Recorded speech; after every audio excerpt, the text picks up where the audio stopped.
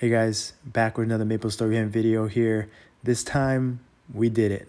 Got that clear first and a clear Emperor shelter, and I just want to thank everyone that was involved.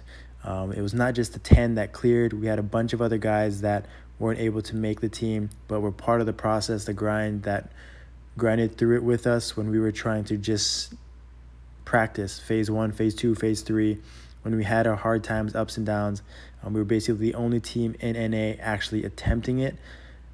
So really thankful for the guys and girls that put in the work, was on this journey with me, and I'm glad that we got to get that clear. And I'm excited for our team 2 to clear as well later this week because they deserve it. They've been putting in that work as well.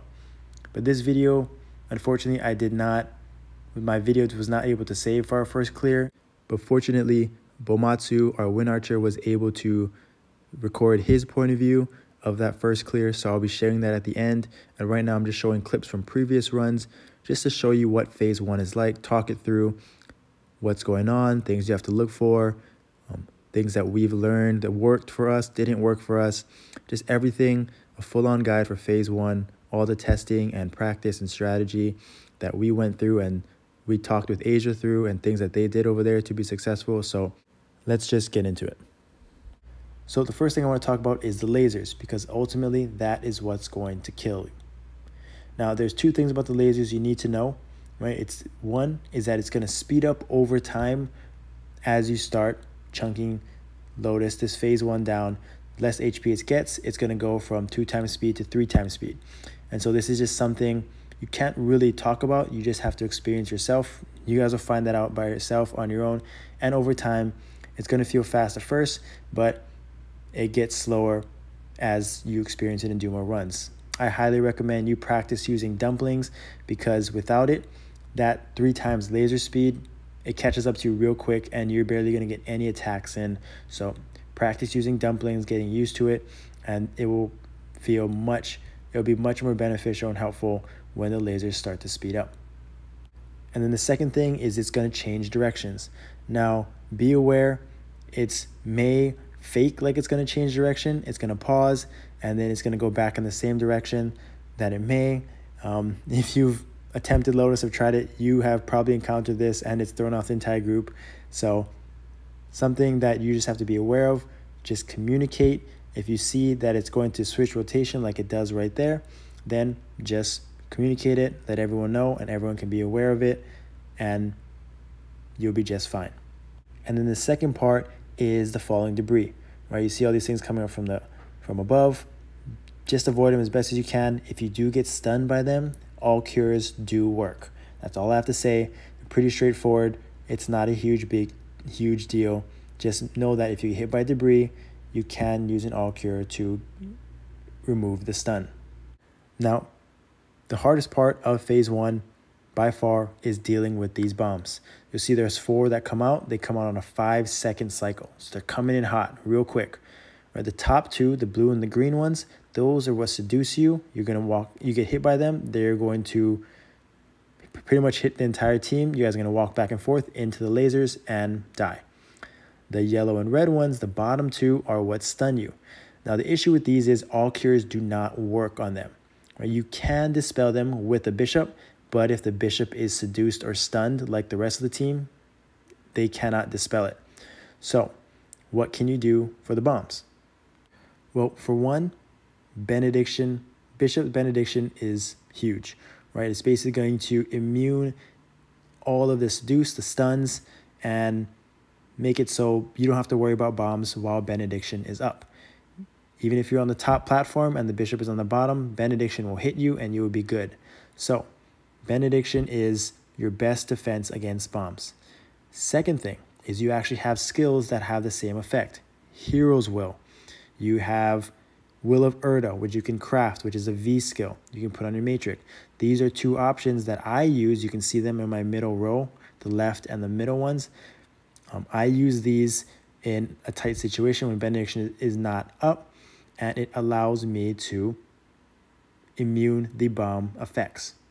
But then obviously the best way to defeat the bombs is by killing them before they get to you, right? So that's where classes that have map-wide skills, AoE skills, Lumis do really well. Evans, Shades, a lot of mages really thrive in this sort of setting and will do a great job of clearing the bombs before they wipe the team. So these are essentially the three main things that you have to deal with in phase one. Now, let's talk about some of the tips and tricks we use to actually clear phase one consistently. And the first one starts right off the bat, positioning, right? You'll notice that the laser right at the beginning creates an X. So we start on the far right side, right by the ladder, and this allows us to be on the ground for the longest period of time, right? The platforms are where a lot of people end up dying. The bombs spawn right there. You can't kill them in time. They get seduced, stunned, lasers kill them, right? So we start on the right side, work our way left clockwise because the lasers always start clockwise, and we are on the ground for 20, 30 seconds minimum. So that's something we learned right off the bat, positioning. But the sad reality is you cannot be on the ground forever. Unless you have a teleport, you're a mage, a shade, most of the classes are going to have to navigate the platforms, and you can see those portals at the top as well. So how do you navigate those? Well, the portals go crisscross. So the top left, you take it, you're going to go to the middle right. And so when is the optimal time to take the portals to be safe from getting spawned on by the lasers and dying? Well, you can either take the portal immediately, right as the laser is crossing over the portal, you can take it immediately and you'll be clear. Or you can wait to the very last second, right before the laser is about to hit you while you're standing on the portal. You take the portal and you will be safe. Now, again, the longer you're on the platforms, the higher chance you are of getting spawned on by the bombs and getting stunned and seduced. But if you have some sort of teleport skill, or you could just avoid using the platforms altogether by teleporting back and forth to the lasers like a shade or a mage, the easiest way to survive and consistently not get hit by lasers is you want to wait for the lasers to create a cross sign, right? And that is the optimum time to use your teleport, right? And you want to be staying kind of in a short back and forth window. If you have the teleport skill, you do not want to be moving too far into the corners or towards the platforms, because as you can see, the laser is going to create a X sign and you are not going to be able to teleport through it. You are going to get hit at that angle and die more often than not. So if you have a teleport skill, you want to stay close, just go back and forth and wait for the lasers to create a cross sign before you take your teleport. And now for the end of the guide, I'm going to show you a full walkthrough of our first clear ever, first one in NA. This is going to be phase 1, phase 2, phase 3, and I'm going to talk through things that we focused on and what allowed us to get through and clear this boss for the first time. So you see initially positioning, right? I talked about it in the guide. Everyone starts on the right by the ladder, moving left with the lasers. We also pop benediction at this time, so it allows us, again, not have to worry about bombs. We're just going to be moving and avoiding the laser at this slow speed and maximizing our DPS. And if you're wondering how he walked through that laser right there, he used his hyper, and it gives a little iframe and allows him time to walk back to the right and avoid the laser slightly. So these are just things that we learned, we practiced on our own, each person individually, tested out skills, what immunes bombs, what immunes lasers, just allowing us to stay on the ground, maximize your DPS, and not worry about getting up on the platforms and possibly dying to bombs. Now, at around the 1 minute mark, when our benediction has fallen, this is where we actually have our bishop switch from DPS to full support. And now this isn't something that you have to do, but we found out during this time frame from about 1 minute to the 3 minute mark, this is where most of our deaths occur because we don't have benediction up. Sometimes the bombs will get to us and we get seduced and stunned. And having that bishop be in support mode and having that instant dispel when we call out for it actually saves us a ton of times, and those mass deaths where we get seduced and stunned is actually what causes us to fail and wipe. So we found out that this was very helpful. We communicated on Discord if we were getting stunned and dispel, we needed dispel, and she was very quick to respond, and it actually saved us many times. Now around the 2-minute mark here, this is our danger zone, right? From the 8-minute to 7-minute time left on the timer, we have everyone's cooldowns are usually down. For example, like the Shades V skill is down. We're all on cooldown, so we're not doing a lot of damage, and bombs a lot of the times, more often than not, get to us during this time frame. So this is where it gets more hectic. The lasers are obviously picking up, and so this is our survival mode. We try to save a lot of our iframes if possible. We try to save our hero's will or our will of Urda, like he uses over here in this video. And it's just about getting to that 7-minute mark so that we have benediction back up, we have all of our big cooldowns, offensive cooldowns back up, and we can burst it down and get through phase 1. So I think that's extremely important to understand, that sometimes there's a time when you have to be extremely offensive and do your damage, and then during this 2 to 3 minute mark, this is the time to really be extra cautious, right? Deaths are more frequent. People start to panic with the speed of the lasers. I highly recommend use dumplings for these lasers, and overall, just this is where a lot of the deaths occur, and it's very understandable, right? So I highly recommend that if you feel like you have to take a few seconds or two to make sure you take the portal at the right time, make sure that you're surviving, make sure that you're using your will of Urda's, your hero's will, just so that once that benediction comes back up at that 7-minute mark, then you can focus on your DPS, you have all your cooldowns back up, and you can finish them off before it finishes you off. And you see right here, we had perfect timing. A lot of people died right here. We got the res up before we got to phase 2, because we found out that if you die in phase 1, you res them in phase 2, it's not going to register, and you're going to have to take those deaths to the death counter. But now that we got to phase 2, with around 6 minutes left, our goal is now to just DPS. Get through phase 2 as quickly as possible, leaving us the most time to finish them off in phase 3. And pre-max damage cap, our timing was we wanted to get to phase 3 by around 4.5 minutes, ideally. We found that, so phase 3 took about 3.5-4 minutes, and then phase 2 took about 1 minute, and it allowed us 5 minutes for phase 3. Now with the max damage increase, there's a little bit more wiggle room there. It seems like phase 2 and phase 3 go a lot faster. It's basically just dodge debris from above and DPS. Now, one of the things that we look out for is positioning, making sure that he gets knocked back, that he's facing a certain direction, that he doesn't knock back the entire team, maybe knock us back into debris or something that's falling and dying. But I'll talk about more things to work out, to focus on in phase 2 and phase 3. It's a lot. It seems very hectic, but it's not as hectic as phase 1. So I'll talk about that in a future guide coming up. And you can see we got through phase 2 very quickly. Plenty of time left to clear in phase 3. And again, this is just straight DPS, right? Avoid the things flying, avoid everything as quickly as possible. And it's just DPS. And the only thing that we're really focusing on is looking out for the platform, because there's an electrocution that follows, that one-shots the entire team, and you'll see that very soon. And then this purple orb phase right here.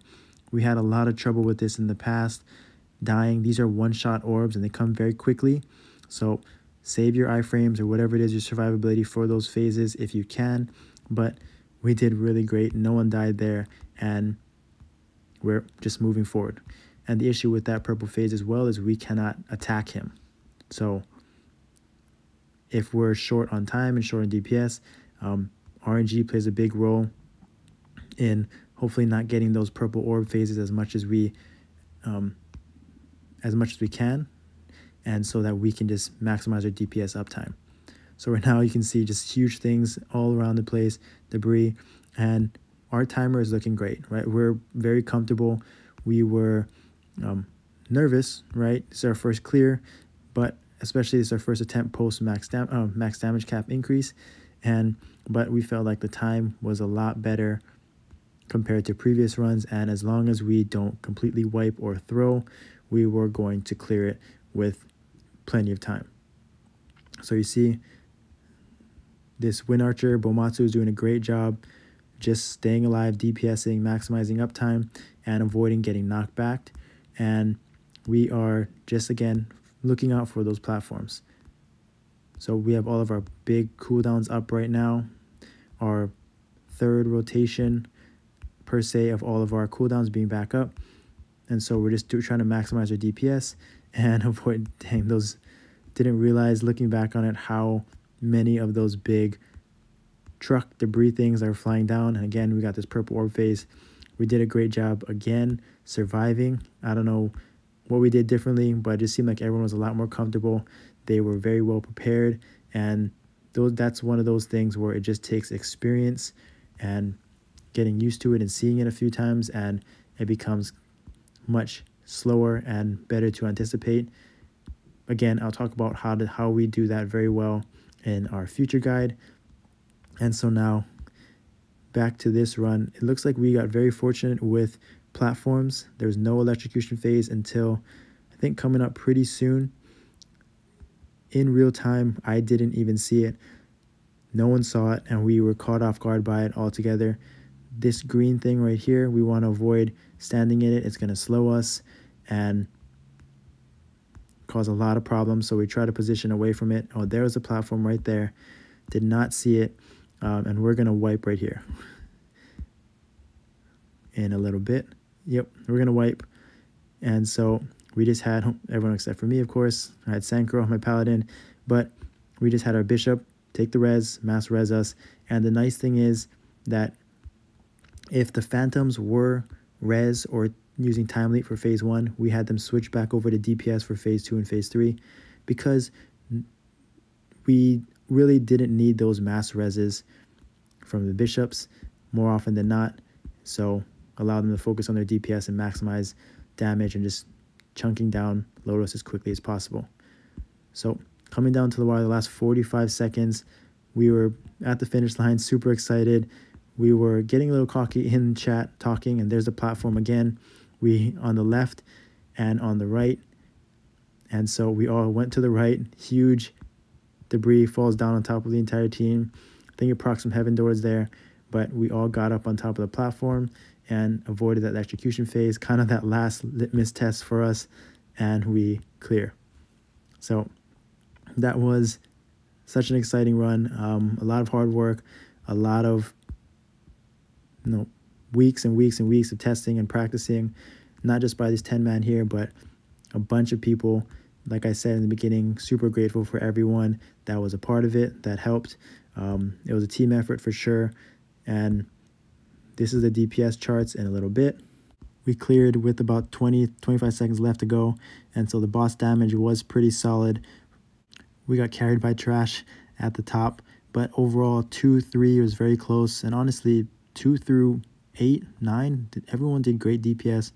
Super thankful for the team, and I have a lot more content to put out next coming weeks. Thanks for watching.